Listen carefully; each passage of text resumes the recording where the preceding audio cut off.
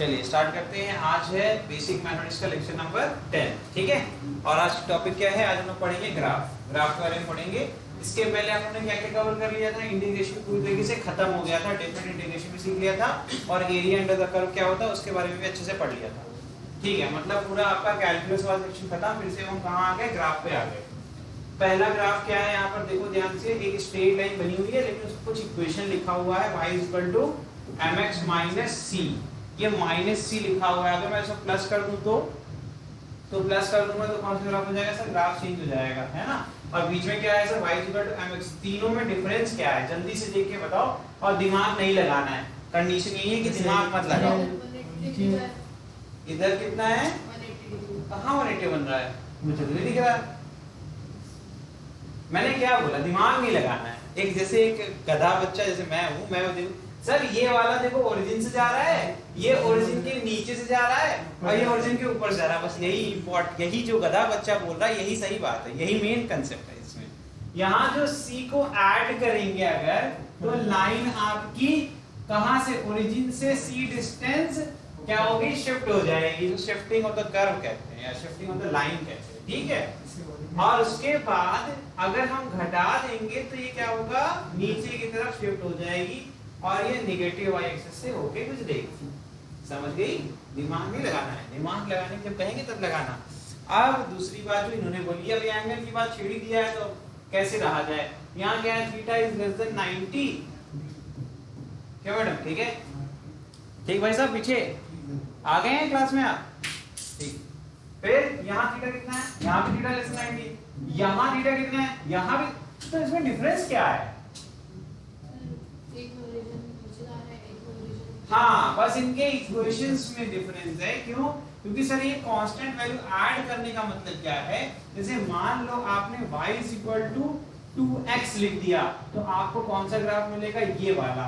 m क्या represent कर रहा है? इसकी स्लोप को रिप्रेजेंट कर रहा है, और स्लोप के बारे में बहुत पहले ही पढ़ लिया था। क्या होता है?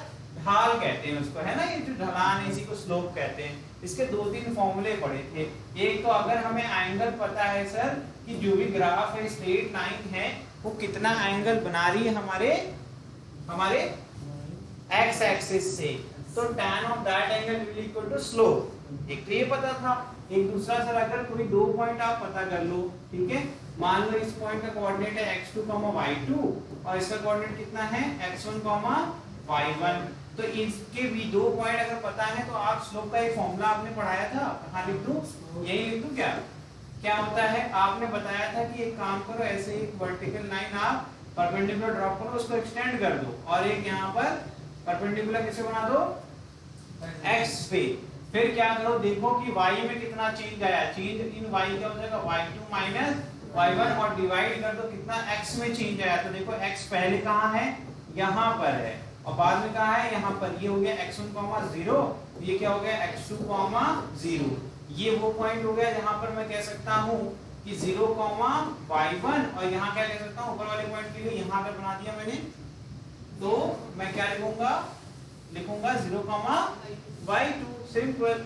इससे क्या समझ में आता है मुझे कि सर ये इतनी डिस्टेंस जो है ये बता रही चेंज इन y, और ये वाली डिस्टेंस क्या बता रही है? Change in x। सिंपल। तो इसका मतलब स्लोप क्या होता है? Slope is the ratio of change in y to the change in x। Simple सी बात है, इतना याद करना था। तो स्लोप से मुझे पता चल जाता है कि कितना पॉइंट आपका मूव कर रहा है, या अगर कोई भी ऑब्जेक्ट इस स्ट्रेट लाइन चल रहा है तो किस तरीके से चल रहा है। सिंपल सी बात है। तो यहाँ पर फॉर्मूला कहाँ लिखा जाए भाई? फॉर्मूला लिखते हैं ऊपर। कोई ऐसा कलर करते हैं इस्तेमाल जो हर जगह दिखे। y2 - y1 अपॉन, क्या ये दिख रहा है? हाँ दिख रहा है, कोई दिक्कत नहीं है। चलिए ठीक है बॉस, कोई दिक्कत हो तो आप लोग बीमार हैं फिर भी आप पूछ सकते हैं, ठीक है। चलिए, ये समझ में आया? मैंने 3 ग्राफ एक साथ पढ़ाए, समझ में आ गया? चलिए, यही होता है। पहले और आखिरी वाले में एक चीज लिखी हुई है। जरा मुझे तो स्लोप पॉजिटिव होगा क्या तीनों में, या नहीं होगा? क्या मैं ये पूछ सकता हूं कि जो थीटा है वो 90 से छोटा है? मैं ज्यादा y वाले में नहीं जाऊंगा, मैंने क्या बोला? कंसेप्ट के ऊपर पढ़ाऊंगा सर। और एक ही बार में सब क्लियर कर दूंगा। यहाँ भी थीटा एक्यूट, यहाँ भी थीटा एक्यूट। अरे एक प्रॉपर्टी पड़ी थी यार, थीटा 0 से 90 तो tan थीटा हमेशा पॉजिटिव होता है, ASTC रूल। तो मैं क्या रटूं इसको? नहीं रटूंगा, है ना? क्लियर है? तो स्लोप हमेशा क्या होगा? पॉजिटिव। यहाँ पर भी m पॉजिटिव, यहाँ पर भी m पॉजिटिव और यहाँ पर भी बात खत्म। चलो नेक्स्ट ग्राफ कि m नेगेटिव कैसे हो सकता है? m नेगेटिव कैसे होगा? सेकेंड क्वाड्रेंट में चले जाओ, है ना? Theta greater than 90 less than 180। तो फॉर्म एक कंडीशन पड़ी थी ASTC रूल, है ना? A for all, S for sine, और S कहाँ होता है? Second quadrant. सेकेंड क्वाड्रेंट मतलब जब भी थीटा की वैल्यू कितनी बड़ी होती है आपकी? ग्रेटर देन 90 लेस देन 180, है ना? बहुत सिंपल सी बात थी। यहाँ पर ऐसा कुछ कर दो कि ये लाइन जो हॉरिजॉन्टल के साथ एंगल बना रही है वो ग्रेटर देन क्या हो जाए? 90 बट लेस देन 180 होना चाहिए, क्योंकि थर्ड क्वाड्रेंट आ जाएगा तो क्या हो जाएगा प्रॉब्लम? नहीं, थर्ड क्वाड्रेंट में tan पॉजिटिव हो जाएगा। आप जो कह रहे हैं बात सही है, 270 आ जाएगा, लेकिन जब भी एंगल 180 से 270 होता है tan अगेन पॉजिटिव आ जाता है। उस केस में आपका प्रॉब्लम सॉल्व नहीं होगा और आपको सेम कंडीशन मिलेगी, ये वाली m पॉजिटिव मिलने लगेगा। समझ गए? चलो, तो हमने कहा इक्वेशन में सही बनाऊंगा, सेम टू सेम बनाऊंगा, मतलब वो वाली इक्वेशन पसंद आ गई, मैंने कहा यही बनाऊंगा मैं। लेकिन ऐसा कुछ खेल करूंगा कि m हमारे दिखने में तो ऐसा लगेगा ये वाला और वो वाला दोनों सेम है, लेकिन ग्राफ आपका क्या हो जाएगा? उल्टा हो जाएगा। मिरर लगा के उल्टा कर दिया हमने, ठीक है? और कैसे हो गया? अब उल्टा होने से फायदा क्या हुआ? ये ग्राफ जब बना तो जो एंगल बन रहा था वो greater than 90 and less than 180 कह सकते हो, बट ग्रेटर देन 90, ठीक है? ठीक है, 180 वाला केस ही नहीं आना, ठीक? अच्छा, ग्रेटर देन 90। अच्छा ये बताओ, अभी अभी तो पढ़ा था सर tan थीटा क्या होता है? नेगेटिव होता है, तो इसका मतलब फॉर्मूले के हिसाब से slope is equal to tan of theta, है ना? तो tan थीटा नेगेटिव हो जाएगा शिवांश, तो क्या होगा? स्लोप पॉजिटिव हो जाएगा। तो नहीं बोलेगा अगर tan थीटा नेगेटिव तो स्लोप पॉजिटिव हो जाएगा। हाँ, उठो, उठिए, यहाँ आइए, जल्दी उठिए, टाइम नहीं है, जल्दी आइए, यहीं बैठना है, आगे बहुत जगह है, आराम से बैठो। हाँ बताओ, नहीं हो सकता ना? नहीं होगा। क्यों? क्योंकि फॉर्मूला सामने लिखा हुआ है, लेकिन उसके लिए स्क्रीन पे देखना पड़ेगा ना शिवांश। यहाँ यहाँ बेटा आओ, एक ही बार बोलेंगे, इधर बैठो आराम से। हाँ बहुत जगह है, स्क्रीन पे देखना, ठीक है? अब आगे बैठे हो ना? कहाँ लिखा? देखो m बराबर tan थीटा, इधर देखो, इधर m बराबर tan थीटा, बोलो यस। अच्छा ये बताओ m इज इक्वल टू, अगर -2 लिखा हुआ है तो m निगेटिव होगा कि पॉजिटिव होगा? भाई जल्दी बोलो। m बराबर -2 लिखा हुआ है तो m पॉजिटिव होगा निगेटिव होगा? जल्दी बोलो, कोई बात नहीं, नेगेटिव होगा ना, बस तुम जानते तो हो। तो यहाँ पर अगर tan थीटा नेगेटिव हो गया तो m क्या होगा? नेगेटिव या पॉजिटिव? अगर m की वैल्यू आपकी tan थीटा के बराबर है और tan थीटा नेगेटिव वैल्यू को रिप्रेजेंट करता है, तो m क्या होगा? पॉजिटिव होगा या नेगेटिव होगा? नेगेटिव होगा ना, बस यही तो पूछ रहे हैं यार, तो वही तो लिखा हुआ है, ठीक है? परेशान होने की जरूरत नहीं है, ठीक है? चलो, तो ये वाला केस हो गया आपका, स्लोप जब नेगेटिव होता है। नेक्स्ट, अब यहाँ तक तो लीनियर चल रहा था। देखो कैसे बताया था मैंने, क्या सिखाया था? रटना नहीं है। लीनियर मतलब पावर क्या होगी वेरिएबल की? 1। देखो ना पावर, देखो x की पावर देखो कितनी है, इधर देखो, इधर देखो, हर जगह देखो x की पावर 1 है ना। अब इस केस में देखो जरा, ये वाइट टू वाइट कौन? अब यहाँ पर वेरिएबल कौन है? सर वेरिएबल यहाँ पर x है। x है, और फंक्शन कौन सा है? क्या ये फंक्शन है भी? थोड़ा सा अलग है ये मामला, ठीक है? आराम से, इसके लिए तुम जल्दी परेशान मत होना, इसको मैं बना के दिखाता हूँ, ठीक है बॉस? यही तो मजा है। x इज इक्वल टू, इसमें तो वाइट भी तो चलता है, x इज इक्वल टू क्या लिखा होता है? प्लस के वाई स्क्वायर, और ये क्या था? x is equal to minus के वाई स्क्वायर। चलो कुछ नहीं आता यार मुझे, मैंने क्या बोला? मैं तो कंसेप्ट में चलने वाला आदमी, मुझे कोई टेंशन ही नहीं होती कभी, टेंशन होगी क्यों? हमें जब कुछ नहीं आता तो हम दिमाग में क्लियर होते हैं, है ना? अच्छा मुझे बस एक बार बताओ, k की वैल्यू मैंने 1 ले ली, क्या ले लिया? k की वैल्यू +1। यहाँ पर k की वैल्यू क्या ले लिया मैंने? -1। मैं ले सकता हूँ भाई, वो कांस्टेंट है मेरे हिसाब से, मेरा ग्राफ, ठीक है।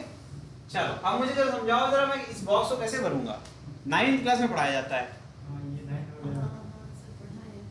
9th क्लास में बताया जाता है ना बहुत। मैंने क्या बोला, कंसेप्ट लेके चलेंगे, पूरी जर्नी आराम से बीत जाएगी। जल्दी जल्दी बताओ।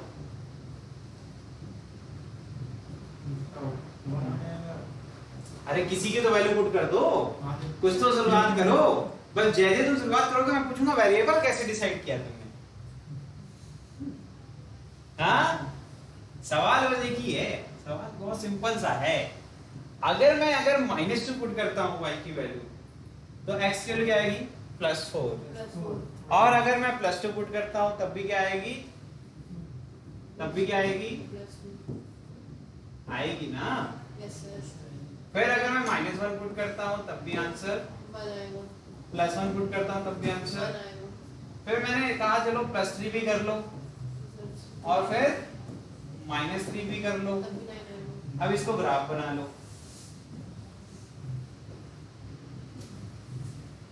इतनी छोटी छोटी चीजें हैं, ठीक है। मुझे कहां तक जाना है?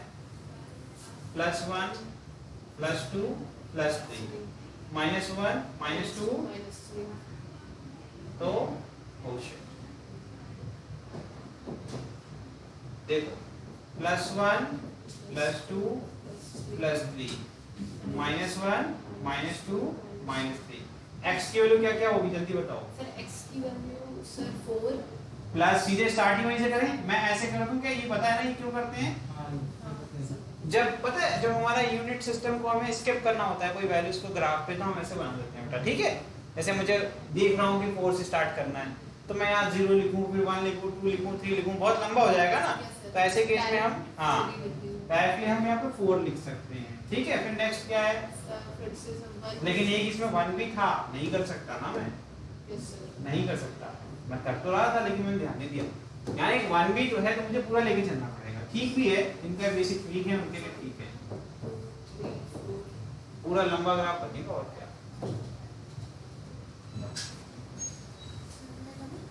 हाँ आ जाओ जल्दी आ जाओ।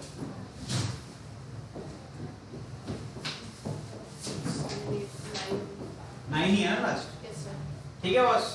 तो जब +1 है तो +1 है, अगर x y तो x भी क्या है? +1, देखो ना ऐसे, ठीक है। तो मतलब एक पॉइंट यहाँ बन रहा होगा, एक पॉइंट यहाँ बन रहा होगा, है ना? ठीक है, सारे पॉइंट्स को हम लोग लोकेट करते हैं। जरा मुझे बताना सबसे बेस्ट विजिबिलिटी किसकी है? तो हाँ दिख तो रहा है वैसे ही कलर, ठीक है। और वी कैन यूज दिस, ये तो ब्राइटर कलर है, ये तो दिखेगा, हाँ दिखना चाहिए, ठीक है। तो ये मैंने लोकेट कर दिया, पहला पॉइंट कौन सा हो गया? ये 2 पॉइंट हो गए, ठीक। नेक्स्ट क्या है? +2। जब y की वैल्यू क्या है? +2, तो x की वैल्यू कहां चली जाएगी? सीधे कैसे करते हैं इसको लोकेट करने के लिए? क्या सीखा होगा कि इनको परपेंडिकुलर ड्रॉप करना होता है ना। फिर -2 है तो अगेन +4 ना, बस टेबल देखते रहो, है ना, बचपन जो सीखा बस वही पढ़ना है। नेक्स्ट जब +3 होगा तब, और -3 होगा तो अंदाज से बना दूं? बनना तो ऐसे और अच्छा चाहिए था, लेकिन ग्राफ पेपर में तो बना नहीं रहे भाई, आपको थोड़ा सा कॉम्प्रोमाइज करना पड़ेगा, है ना। सर ये नॉन लीनियर तो क्लियर है, रीजन क्या है? देखो बेटा, हम लोग x की वैल्यू कांस्टेंट रेट पे चेंज कर रहे हैं, लेकिन y की वैल्यू आपकी कांस्टेंट रेट पे चेंज नहीं हो रही है। हमने देखो x को एक एक इंक्रीमेंट किया, 1 के बाद 2 लिया, 2 के बाद 3 लिया, लेकिन देखो y की वैल्यू कैसे हो गई? y की वैल्यू पहले 4, पहले 1, फिर 4, फिर 9, है ना। कोई कांस्टेंट रेट पे चेंज नहीं आ रहा है, सडन चेंज हो रहा है। तो ऐसे चेंज में नॉन लीनियर का बनता है, हम लोग कभी स्ट्रेट लाइन में कभी 2 पॉइंट को कनेक्ट नहीं कर सकते। तो इसका मतलब ये समझ में आ गया कि ये कुछ यू शेप्ड कर्व बनेगा, है ना। तो यहाँ पर x = ky² का कर्व क्या था यहाँ पर? ये सेम बन गया कि नहीं बन गया तुम्हारा? है ना, सेम चीज मैंने आपकी बना दी, ठीक है, तो रटने की क्या जरूरत है, सिंपल है। अब माइनस के देखेंगे तो क्या होगा, माइनस का मल्टीप्लिकेशन सारी वैल्यू जो आपकी आ रही होंगी उसका निगेटिव आ जाएगा ना, यस। मतलब इसी टेबल को दोबारा रिपीट करें, अगर इस टेबल को दोबारा अगर रिपीट कर दूं मैं तो कुछ इस प्रकार से दिखेगा, देखना 1 सेकंड लगेगा तुमको। की वैल्यू क्या ले ली हमने, -1, ठीक है, मतलब जो भी वैल्यू आने वाली है उसमें -1 का मल्टीप्लिकेशन होगा ना, ठीक है। तो जो वैल्यूज है मैं फिर से लिख देता हूं यहाँ पर, +1 -1 +2 -2 एंड +3, और लास्ट में यहाँ पर लिख लो -3। नहीं लिखोगे तो कोई बात नहीं, +1 है तो आंसर क्या आएगा, -1 है, क्योंकि -1 का स्क्वायर क्या हो जाएगा, +1 +1 * -1 क्या आएगा आंसर, -1। फिर नेक्स्ट +2 है तो आएगा 4 4 * -1 -4, -2 का स्क्वायर +4 और +4 का -1 से मल्टीप्लिकेशन -4, +3 का स्क्वायर 9 9 * -1 मैंने क्या बोला था, जितनी वैल्यूज है सब में निगेटिव कर लो। जब यही बनना है तो इसी को उल्टा करते हैं हम सीधे, तो कुछ इस प्रकार से बनेगा, है ना। यहाँ लिख दूं फटाफट, x = y² और यहाँ लिख दो x = ठीक ही है, कोई दिक्कत तो नहीं। देखो एक ही जगह पर दो ग्राफ बन गए, ग्राफ बना के ही पढ़ा जाता है, कभी रटना नहीं, ठीक है। बना लो फटाफट कुछ थोड़ा बहुत नोट्स, यहाँ तक बना लो पहले, ये सारा चीज अपने कॉपी में लिख लो, उसके बाद ये चीजें जैसे मैंने की थी वैसे कर लेना। इस शेप को पैराबोला कहते हैं, क्या कहते हैं, पैराबोला, ठीक है। मैथ वाले इसको पढ़ेंगे कौन सेक्शन के अंदर, ठीक।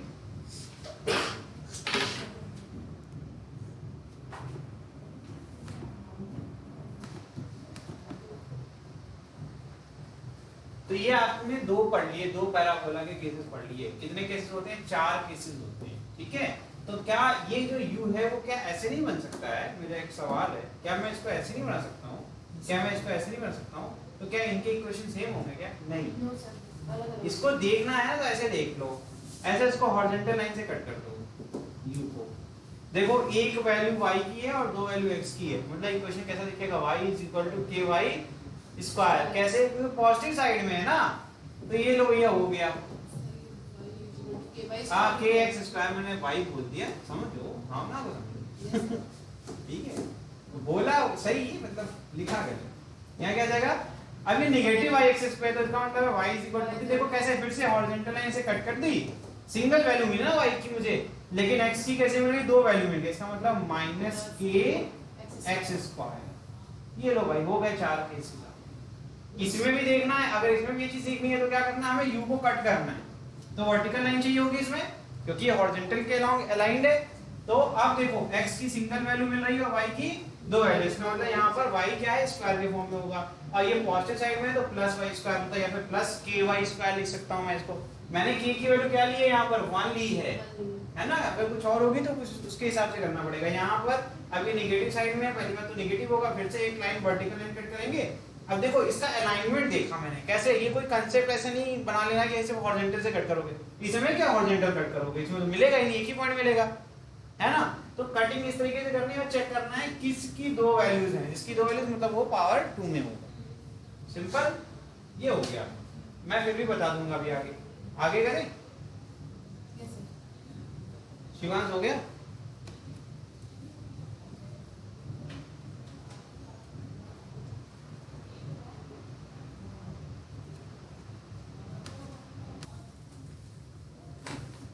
चलिए देखिए भाई नेक्स्ट देखिए, मैंने ऑलरेडी ये बता दिया, फिर भी एक बार और देख लीजिए। ये वाला क्यों रहा है kx², या कैसे फिर से चेक करें, देखो कितनी वैल्यू मिल रही है x की, देखो ना x की वैल्यू दो बार मिल रही है, दो अलग अलग, लेकिन y की वैल्यू क्या दोनों पर एक है, तो ये पॉजिटिव साइड में इसके +kx², यहाँ पर देखिए x की वैल्यू कितनी है 2 और y की वैल्यू क्या है 1, और कहाँ है नेगेटिव है ना, इसमें तो पूरी वैल्यू नेगेटिव कब आएगी, जब कोई देखो यहाँ पर x तो स्क्वायर के फॉर्म में, तो x डिसाइड नहीं कर सकता कि नेगेटिव साइड में रहेंगे कि पॉजिटिव साइड में, कौन डिसाइड कर रहा है, सिर्फ जो मल्टीप्लायर है।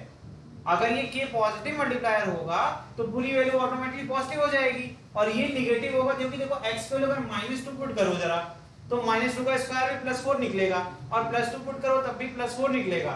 इसका मतलब ये जो -k है यही डिसाइड कर रहा है कि पूरी वैल्यू आपकी निगेटिव होगी कि पूरी वैल्यू पॉजिटिव होगी। समझ में आया? ये नीचे की तरफ सिंपल। नेक्स्ट है रेक्टेंगुलर हाइपरबोला। अगर कोई भी आपका ऐसे इनवर्सली प्रोपोर्शनल वाला कोई भी इक्वेशन है, ठीक है, या फिर हम इसको ऐसे लिख सकते हैं x = k times of y, या फिर x * y = सम k क्या है यहाँ पर? कांस्टेंट है। k is nothing but constant. Simple, ठीक। ऐसे केसेस में अच्छा देखो, इसका ग्राफ बनाना बहुत कठिन नहीं, 1 सेकंड बन जाएगा, देखना अभी। आगे चले, बना के देखिए, फिर वापस आ जाएंगे, कोई बात नहीं, नोट करने का समय मिलेगा आप लोगों को, परेशान नहीं, पहले पढ़ने पे ध्यान। देखो ये ग्राफ बना था, ठीक है, ये मेरा x हो गया, ये मेरा y हो गया, कि मैं इसको 1/y लिखूं। ध्यान से देखो, यहाँ पर फंक्शन को रिप्रेजेंट करते हैं, यहाँ वेरिएबल को करते हैं, यही होता है ना। तो यहाँ हमारा जो फंक्शन है f of x = क्या 1/y, यही तो है ना। ग्राफ बनाना है ना बस हम लोग को, और ग्राफ बनाना है तो ग्राफ के लिए हमें सारी कंडीशंस पता होनी चाहिए, ठीक है। तो बनाओ जरा, क्या सिखाया था मैंने? टेबल बनाना सिखाया था ना मैंने। क्या करते हैं हम लोग? पहले ऐसे टेबल बनाते हैं, बनाइए। हेलो हेलो, आप हमें भेज दीजिए, रिज्यूमे भेज दीजिए, ठीक है।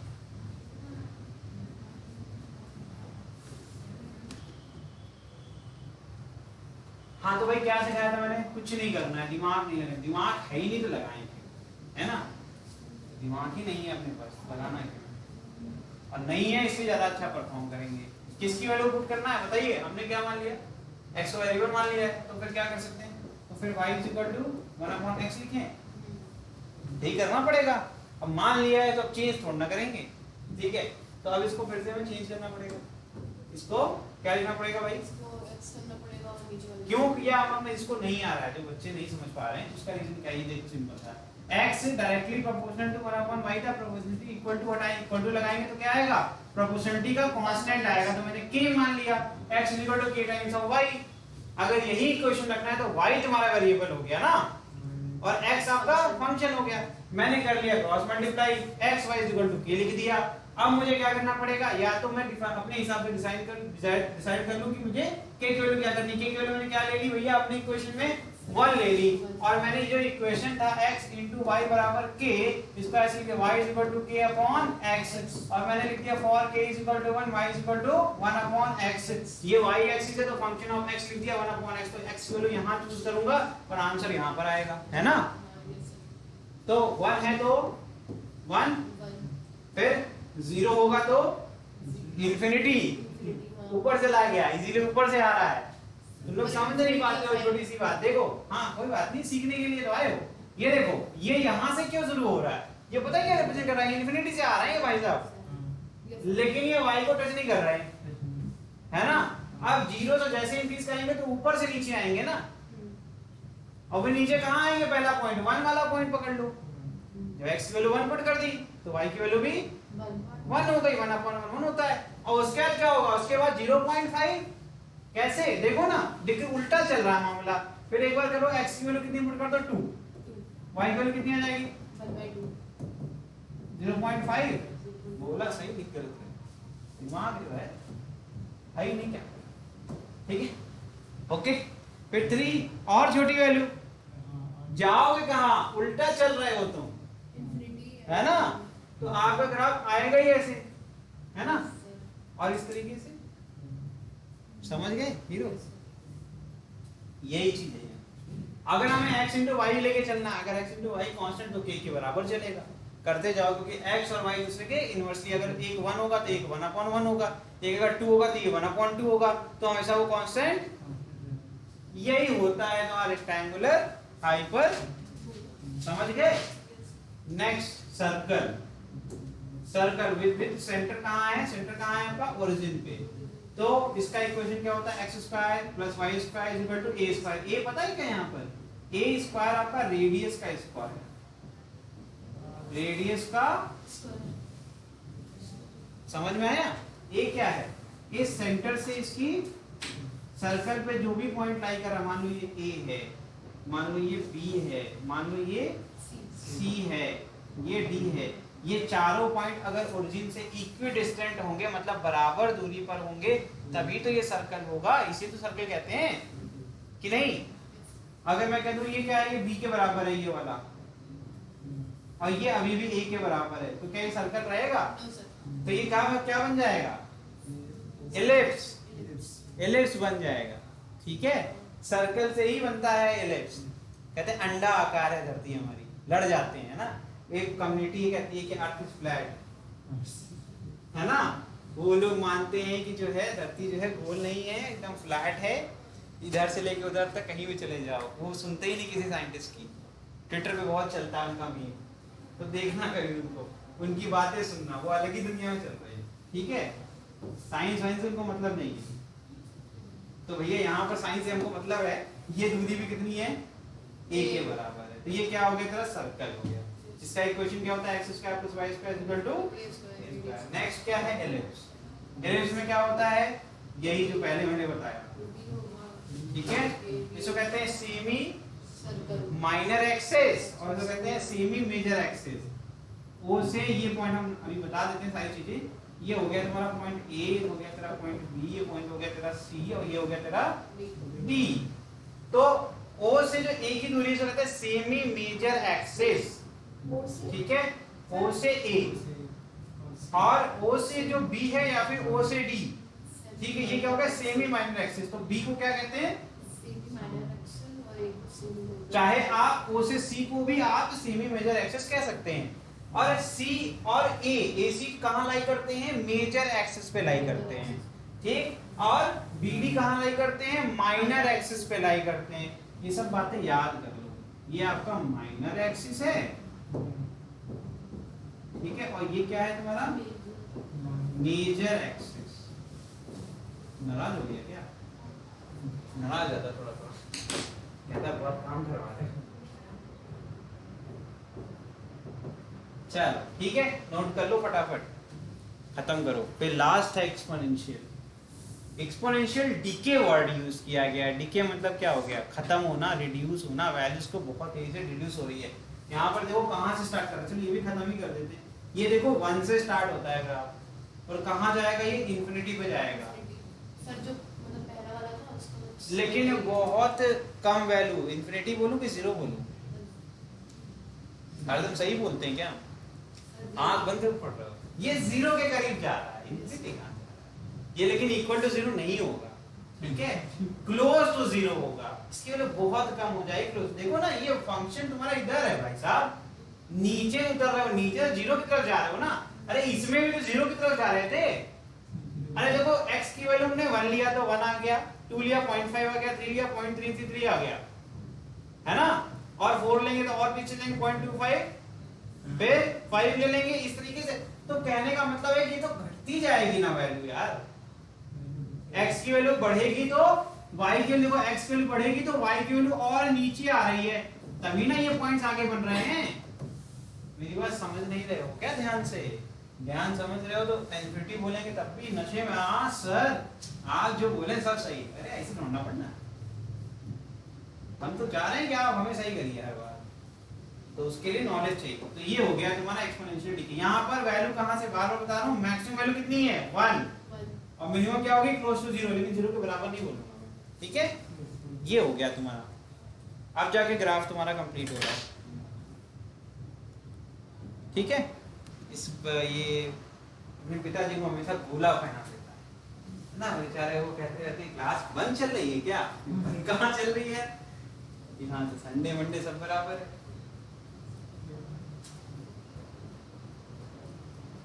आ गया संडे को टेस्ट नहीं, टेस्ट भी होते हैं,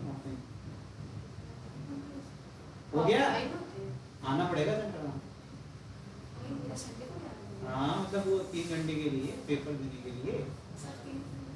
अरे तो भैया अगर टॉप करना है तो थोड़ी सी दिनचर्या में बदलाव तो होगा। छुट्टी भी मिलेगी अगर आपको संडे किसी दिन बुलाया जाएगा तो उसके लिए एक दिन आपको कंपनसेशन भी मिलेगा वीकडेज में, ठीक है। चलिए आगे बढ़े। अरे खत्म हो गया, अब तो अलजेब्रा पढ़ना पड़ेगा। अलजेब्रा में तो बहुत कुछ आता है आपको, है ना। अलजेब्रा पहले पढ़ लेंगे, लॉग पहले पढ़ लेंगे, अलजेब्रा पहले पढ़ लें। चलो क्वाड्रेटिक इक्वेशन, मतलब खुश हो गए तुम है ना खुश हो गए। अब पूछेंगे जब क्यू रूट निकालना होगा, नहीं निकाल पाओगे तो हम पूछेंगे। कि अगर नहीं निकाले तो भैया एक हमने पढ़ा था क्वाड्रेटिक इक्वेशन, इसकी शुरुआत कहाँ से हुई थी? पॉलिनोमियल से शुरुआत हुई थी। पॉलिनोमियल होता क्या है? इक्वेशन होता है, एक्सप्रेशन होता है, एक्सप्रेशन होता है। एक्सप्रेशन का मतलब वर्ड से ही समझ में आता है, कुछ एक्सप्रेस कर रहे हैं, है ना। तो हम लोग पॉलिनोमियल क्यों पढ़ते थे अलजेब्रा में? ताकि कोई भी आपकी रियल लाइफ की सिचुएशन को हम मैथमेटिकली एक्सप्रेस कर सकें, प्रूव नहीं, एक्सप्रेस कर सकें। उस सिचुएशन को एक्सप्रेस करते थे, फिर क्वाड्रेटिक इक्वेशन में उसको सॉल्व करते थे, क्योंकि एक्सप्रेशन में सिर्फ आप चीजों को रिप्रेजेंट कर सकते हैं, है ना। और सॉल्व करना है तो इसको इक्वेट करना पड़ेगा, इक्वल टू लगाना पड़ेगा, है ना। क्योंकि हाँ, तो वहीं से शुरुआत होती है क्वाड्रेटिक इक्वेशन, तो ये वहीं से आया हुआ है। अब हमें क्या चाहिए? हमें वो वैल्यू चाहिए जो इस इक्वेशन को सेटिस्फाई करे। कौन सी equation? ax² plus bx plus c। हम उतना ही पढ़ेंगे जितना हमारे काम का है। ये तो सब जानते हैं ये क्या है ना।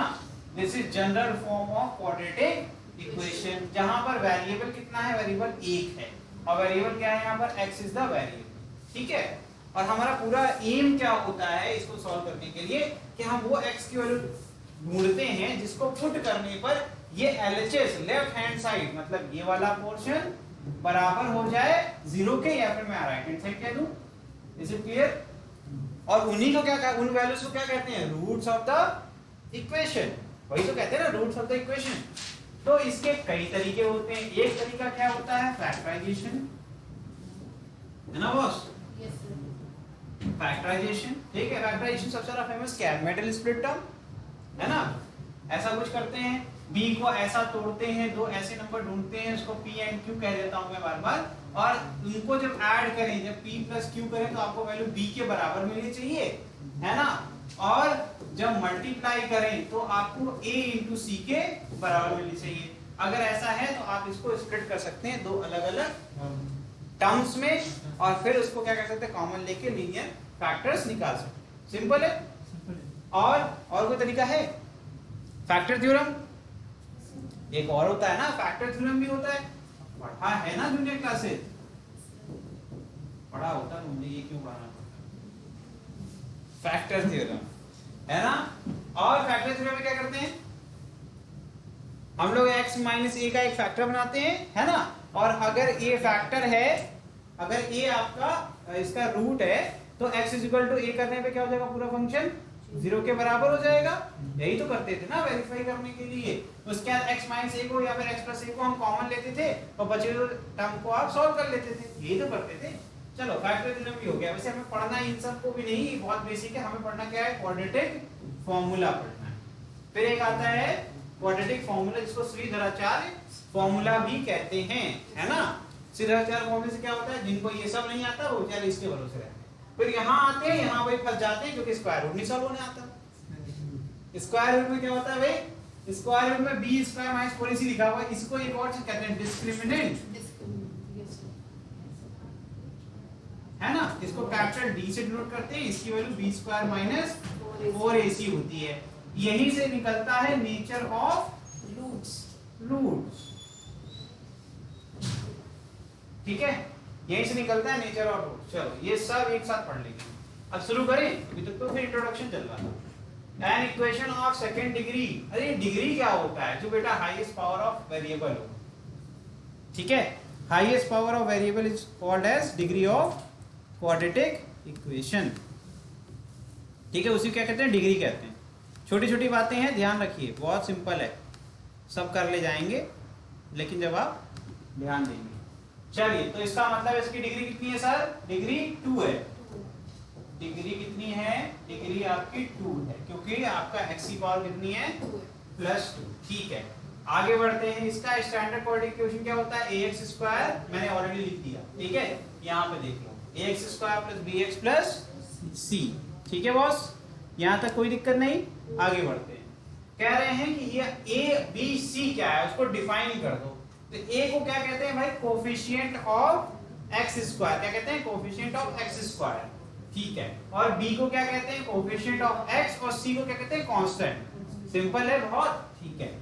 और यहाँ पर x क्या है? एक वेरिएबल है, और हमें क्या निकालना है? रूट निकालना। मतलब ऐसी वैल्यू x जिसको पुट कर दें इक्वेशन में तो पूरा इक्वेशन 0 के बराबर हो जाए, ठीक है। सिंपल है। चलो, तो उसके लिए निकालने के लिए वो वैल्यू ढूंढेंगे कैसे, उसके लिए एक तो दो तरीके मैंने बता दिए, तीसरा तरीका क्या है, क्वाड्रेटिक फॉर्मूला, जिस फॉर्मूले में क्या है, x की वैल्यू बराबर होगी माइनस बी, अब b तो पता है ना, coefficient of x plus minus under root b square minus 4ac upon 2a।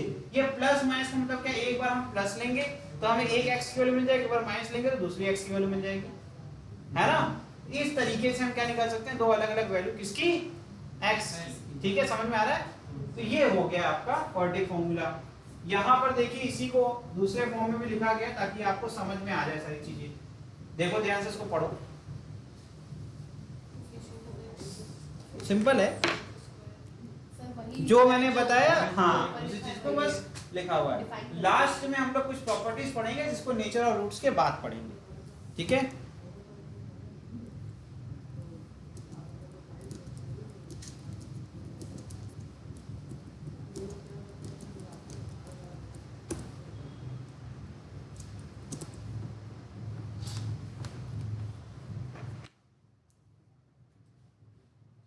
चलिए आगे बढ़े, बहुत जल्दी लिखो, ये सब बहुत बेसिक है, ठीक है, जल्दी लिखो। लिख लिया, हो गया तुम्हारा, हो गया भाई, थोड़ा तेज लिखा करो बेटा, कोई बात नहीं, लिख लो, अच्छा वेट कर रहे हैं।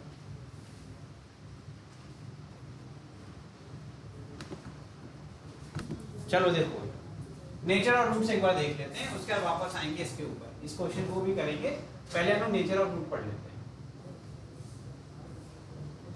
नेचर और रूट क्या होता है भाई, तीन तरीके के रूट्स हो सकते हैं, है ना। एक हो गया आपका इमेजिनरी, है ना, और एक क्या हो गया, रियल एंड इक्वल, और एक क्या हो गया आपका, रियल एंड डिस्टिंक्ट, ठीक है। ठीक है, तो नेचर ऑफ, ठीक है, तो अगर मान लेते हैं if alpha and beta are two roots of quadratic equation, ठीक है, तो मान लेते हैं, तो फिर क्या होगा, हमने बोला कि अगर डिस्क्रिमिनेंट आपका ग्रेटर देन 0 है, और दूसरी कंडीशन अगर डिस्क्रिमिनेंट इक्वल टू 0 है, तो आपका दो केस बनता है। केस नंबर 1, मैं इसको अलग ही लिख कर देता हूं ना। केस नंबर 1 में क्या होगा, तब आपका रूट क्या होगा, रियल रूट होंगे एंड डिस्टिंक्ट। दूसरे केस में रियल रूट्स होंगे एंड इक्वल होंगे, मतलब सेम वैल्यू दो बार आएगी। एक लास्ट केस है d इज लेस देन 0। यार अगर d लेस देन 0 मतलब b स्क्वायर माइनस 4ac एक निगेटिव वैल्यू हो गई, और अगर स्क्वायर रूट के अंदर निगेटिव वैल्यू हो गई तो ये क्या हो जाएगा, एक इमेजिनरी नंबर हो जाएगा, और इमेजिनरी नंबर हो गया तो इसका मतलब एक कॉम्प्लेक्स नंबर हो गया। और इस स्तर पर हम लोग को कॉम्प्लेक्स नंबर के बारे में नहीं पता होता, ठीक है। अब मान के चलो कि आप बेसिक में ही हो ना, मैथ वालों को तो सब पता है, 11th में पता है ना। उसके लिए रूट्स आपके डिफाइंड नहीं होते हैं ना, क्या होगा,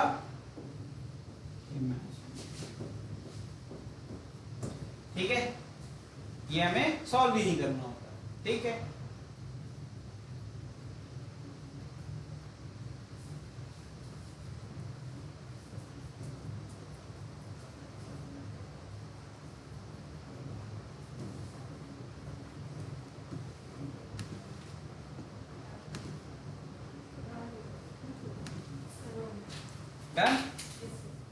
चलो अब वहीं से शुरुआत होती है, अल्फा बीटा समझ में आ गया। तो अगर अल्फा प्लस बीटा करना है तो इसका मतलब या फिर अल्फा और बीटा की वैल्यू पता होनी चाहिए, रूट्स की वैल्यू पता होगी तो जोड़ देंगे, सिंपल सी बात है ना। कह रहे सम कर दो दो रूट्स का, तो अल्फा प्लस बीटा कर दो। तो अगर हमें अल्फा बीटा नहीं पता फिर भी अगर सम निकालना तो प्रॉपर्टी होती है, प्रॉपर्टी होती है हमारे पास जिसकी मदद से हम डायरेक्टली क्या कर सकते हैं, अल्फा प्लस बीटा की वैल्यू निकाल सकते हैं। इसकी वैल्यू किसके बराबर होती है, minus of coefficient of x। तो कोएफिशिएंट ऑफ x क्या होता है, b, और divided by coefficient of x square, तो ये कहते हैं माइनस बी अपॉन ए। और अगर हमें अल्फा इंटू बीटा, यहाँ लिखा हुआ है अल्फा इंटू बीटा, उसके लिए किसके बराबर होती है, constant upon coefficient of x square plus a. लिख लो फटाफट, खत्म हो गया क्वाड्रेटिक इक्वेशन। और क्वेश्चन कर लेते हैं हम लोग। टाइम अप हो गया यार, तो पता ही नहीं चला, 5:10 हो गया।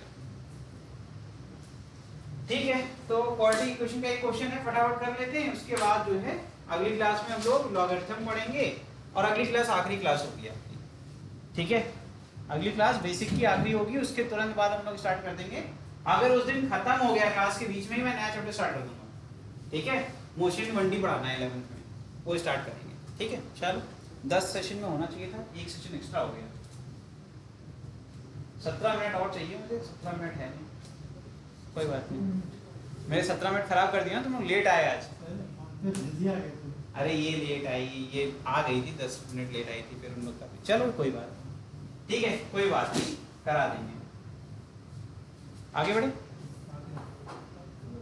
ये क्वेश्चन कर लो फटाफट, ऐसे ही कर लोगे तुम लोग, मिडिल स्प्लिट से कर लेंगे।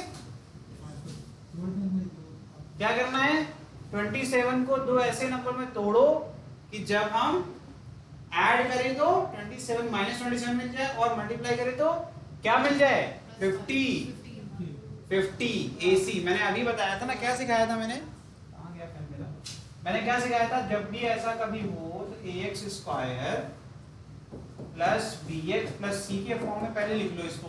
तो लिख लेते हैं इसको, 10x square plus minus of 27 bracket के अंदर b की वैल्यू क्या है, -27, x plus 5 is equal to 0। ठीक, उसके बाद क्या बोला था मैंने कि b को ऐसे तोड़ो, दो नंबर मिले p एंड q, और p और q को ऐड करो तो क्या मिल जाए तुम्हें, वापस से b मिल जाए। इसका मतलब p प्लस q क्या मिलना चाहिए, -27।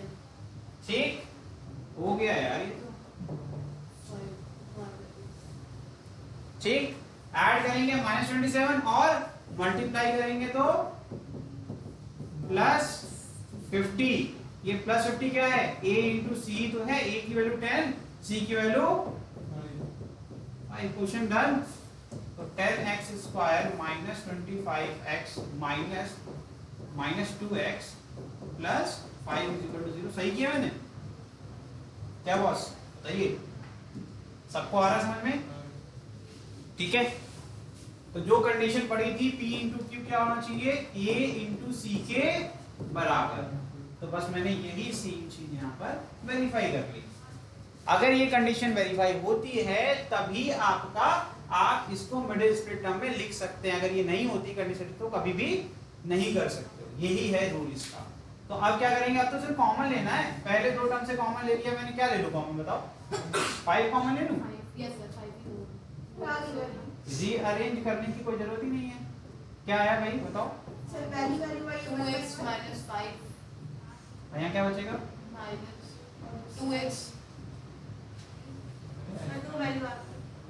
-1 2x plus 5, -5 बेटा इज इक्वल टू 0। अब क्या आ जाएगा, 5x minus 1, कैसे लिया, 2x minus 5 को कॉमन ले लिया, तो एक बार इसको इक्वेट कर देंगे 0 से, एक बार इसको इक्वेट कर देंगे, तो क्या आ जाएगा, x इज इक्वल टू +1/5, और यहाँ पर कॉमा करके x इज इक्वल टू +5/2। मैं डायरेक्टली कर दिया, ये बहुत सिंपल था यार। 5x minus 1 is equal to 0 करोगे तो 5x is equal to +1, x is equal to 1/5, फिर 2x minus 5 is equal to 0, तो 2x is equal to +5, x is equal to +5/2। ठीक है, ठीक है, ये हो गया तुम्हारा। ठीक, अब हम लोग अगली क्लास में पढ़ना ही इंपॉर्टेंट है बायनोमियल थ्योरम, ये यूज होगा आपका। ठीक है, चलिए आज के लिए इतना ही, हम लोग मिलेंगे अगली क्लास में। ठीक है, अगली क्लास में क्या पढ़ेंगे हम लोग, बायनोमियल थ्योरम। ठीक है, और लॉगरिथम भी पढ़ेंगे।